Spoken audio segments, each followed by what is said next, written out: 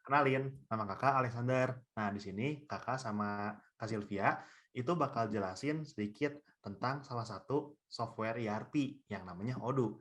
Nah, teman-teman bayangin nih, misalnya teman-teman nanti punya sebuah perusahaan. Nah, dan perusahaan itu udah punya banyak banget barang. Misalnya udah punya banyak banget barang, terus barang-barang itu terus bergerak. Misalnya teman-teman beli, nanti teman-teman jual lagi, ataupun teman-teman punya pabrik nih, di mana kalian mengolah bahan-bahan baku yang dibeli untuk menjadi produk jadi. Nah, terus juga misalnya gimana sih kalau misalnya kalian itu udah punya pegawai yang jumlahnya cukup banyak. Wah, pasti susah banget ya untuk diatur, apalagi kalau misalnya nggak punya sistem terintegrasi. Nah, teman-teman, di lingkup SI ini ada yang namanya software ERP atau Enterprise Resource Planning. Nah, yang ngeluarin produk ERP ini banyak, dan salah satu yang paling terkenal itu adalah Odoo. Nah, seperti yang teman-teman lihat di sini, Odoo itu merupakan salah satu software ERP yang kalian bakal pelajari juga di SITHB. Nah, untuk Odoo ini terdiri dari banyak sekali modul, teman-teman. Mau dari modul penjualan, modul pembelian, modul pengaturan sumber daya manusia, ataupun modul-modul lainnya. Nah, pertama-tama, tentu kalau misalnya teman-teman punya perusahaan, pasti punya barang ataupun jasa. Nah, kedua hal itu diatur dalam modul inventory, di mana di sini teman-teman bisa atur nih, mau itu bahan baku, ataupun barang jadi, ataupun barang jadi yang bisa dibuat dari bahan-bahan bakunya, kalau stoknya ada. Nah, salah satu keunggulan dari sistem informasi terintegrasi ini adalah teman-teman bisa melakukan pengadaan, yaitu pembelian, secara otomatis. Misalnya gini nih, kita punya produk gelasan sedang isi 12, kita punya 6.000. Tapi kita bisa atur juga nih, kalau misalnya di produk ini tuh kita pengen punya 8.000.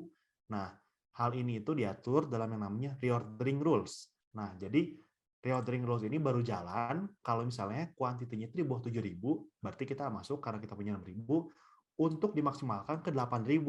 Nah, jadi estimasinya kita akan bikin sebanyak 2.000. Nah, tapi sebelum bikin, kita pengen pastiin dulu nih, apakah bahan mentahnya sudah ada atau bahan bakunya. Nah, kalau kita bikin reordering rules juga buat bahan bakunya, nanti dia bisa beli juga secara otomatis loh. Nah, gimana prakteknya? Kita akan langsung aja run scheduler di modul inventory ini, teman-teman. Nah, selesai run scheduler, nanti teman-teman bisa lihat kalau di modul purchasing itu bakal terbuat 3 buah purchase order, teman-teman, di mana di sini itu adalah untuk mengadakan bahan baku yang teman-teman butuhkan untuk proses manufaktur. Nah, untuk penyelesaiannya itu misalnya kita akan buka bahwa kita akan beli kolosan sedang sejumlah 10.000. Nah, kita bisa confirm ordernya. Nah, di sini terpampang jelas ya untuk harganya berapa per unit. Lalu misalnya kita ingin definisikan pajaknya juga bisa. Nah, karena kita membeli dan ceritanya si penjual sudah mengirimkan produk ke kita, nanti kita bisa terima produknya.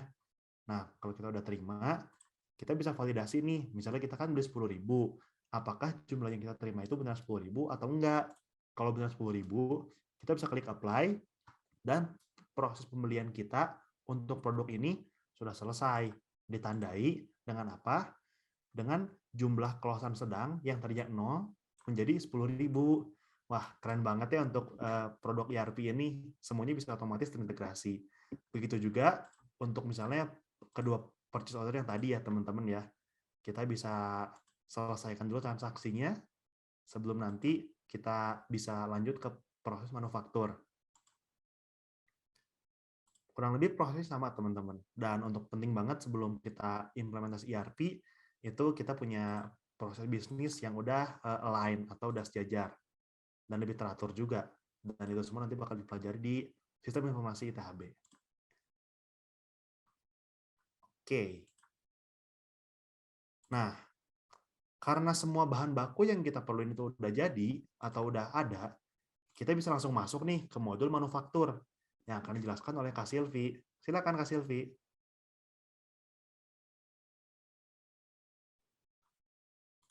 Nah, ya. Jadi selain beli, kita juga bisa bikin loh di software Odoo ini. Nah, sini udah muncul nih satu manufacturing ordernya buat bikin gelasan sedang isi 12. Nah, kita bisa klik. Nah, di sini jika barang-barang yang udah ada, kita bisa langsung mark as done. Kita apply aja langsung. Nah, di sini udah selesai. Terus statusnya juga udah berubah ke done. Terus kita coba lihat di inventory-nya. Kita di sini ada buat 2.000. Kita bisa lihat di produk. Iya, di gelasan sedang isi 12 udah nambah jadi 8.000. Yang awalnya cuma ada 6.000. Nah, selain kita buat barangnya, kita juga bisa jualan nih. Untuk jualan kita bisa ke modul sales. Nah, di sini kita bisa membuat sales ini, kita pertama bisa klik create di sini. Kemudian bakal muncul form kayak gini, kita bisa pilih kita mau jual ke customer siapa sih, misalnya ke customer Abot. Nah, terus kita mau jual apa, bisa kita masukin di sini. Misalnya kita mau jual produk yang tadi udah kita buat, yaitu gelasan sedang isi 12, kuantitinya misalnya tadi kita ada buat 8.000, kita misalnya mau jual 6.000. Kita masukin 6.000. Ya, nanti bakal resep kayak gini, terus nanti kita bisa langsung confirm saja.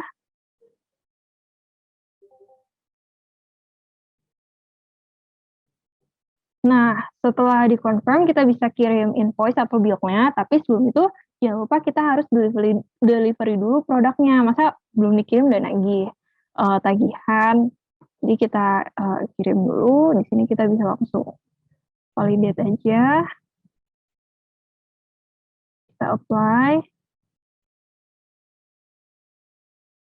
Nah, setelah itu baru kita bisa balik lagi ke sales order-nya. Kemudian di sini baru kita bisa buat tagihannya dengan menekan button create invoice. Nah, ini ada beberapa cara pembayarannya, bisa regular invoice atau memberikan DP dulu. Nah, di sini kita coba pakai yang biasa dulu, regular invoice. Setelah itu, kita tunggu sebentar. Jika udah sesuai, kita bisa langsung tekan confirm saja. Nah, kita bisa ngirim send and print kalau misalnya udah kita sign, tapi di sini kalau misalnya belum, kita bisa klik register payment kalau misalnya customer kita udah bayar. Nah, di sini kita bisa pilih jurnalnya, di sini bank saja, terus kita create payment-nya biar tercatat di accounting-nya. Nah, statusnya sekarang udah berubah jadi paid.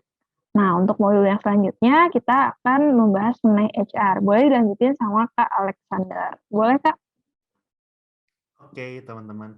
Menarik banget ya, barang yang udah kita beli, bisa kita buat, terus bisa kita jual lagi. Dan semuanya terintegrasi.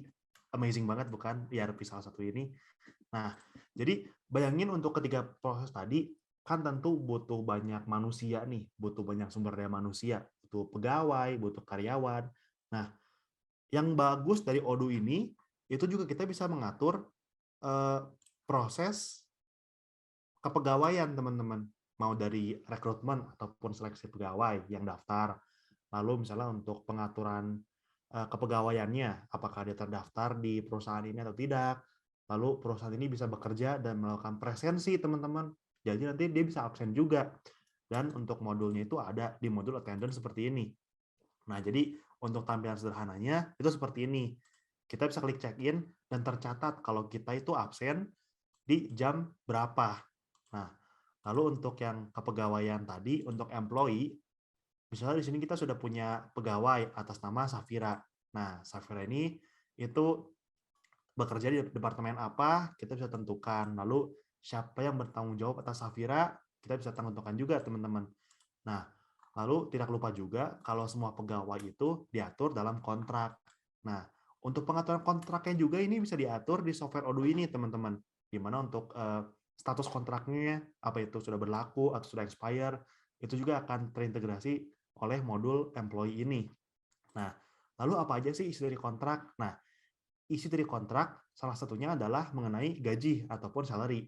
Nah, yang hebat dari Odoo, untuk pemberian gaji ataupun penghitungan gaji itu akan dapat dilakukan secara otomatis. Gimana caranya?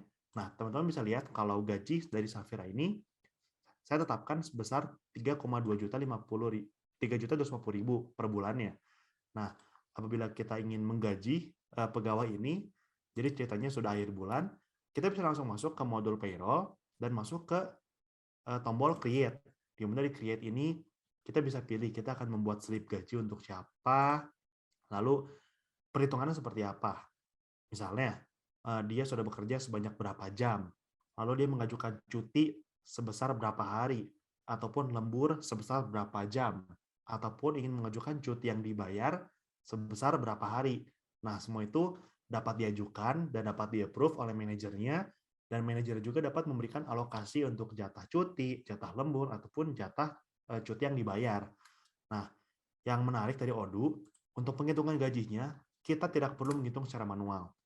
Nah, seperti yang sudah muncul otomatis di sini, maka untuk penghitungan rupiahnya, kita tinggal cukup klik compute sheet saja, dan Odoo akan melakukan keajaibannya dengan menghitung gajinya secara otomatis. Nah, ingat angka 3,2 juta tadi, nah itu termasuk dalam basic salary. Lalu untuk jam lemburnya, di sini manajer menetapkan 5.000 per jam. Nah, jadi ceritanya Safira ini mengajukan jam lembur 4 jam, lalu maka akan terhitung 4 jam dikali 5.000, 20.000. Lalu untuk potongan-potongan lainnya seperti cuti, dia cuti 1 hari, maka akan terpotong sebesar 198.000, dan semuanya ini sudah terhitung secara otomatis. Nah, karena sudah otomatis, kita bisa langsung klik confirm saja untuk membuat slip gaji atas nama Safira ini. Nah, kalau misalnya antar modulnya sudah terintegrasi dengan email, maka si Odoo ini bisa mengirimkan email dari Gmail kalian masing-masing. Menarik bukan? Nah, gimana nih Kak Silvi? Kita tadi udah bahas dari inventory, pembelian, pembuatan barang, penjualan, bahkan sampai manajemen sumber daya manusia. Keren banget nggak sih Odoo ini? Wah, keren banget sih, Kak Alex. Gila kita bisa belajar dari awal sampai ke akhir banyak banget modulnya. Dan itu tuh belum semua modul kita bahas gitu. Masih banyak banget modul yang bisa kita bahas, ya kan? Nah, teman-teman bisa belajar Odoo kalau misalnya join ke sistem informasi THB. Nah, see you di sistem informasi ya. Dadah. Dadah teman-teman.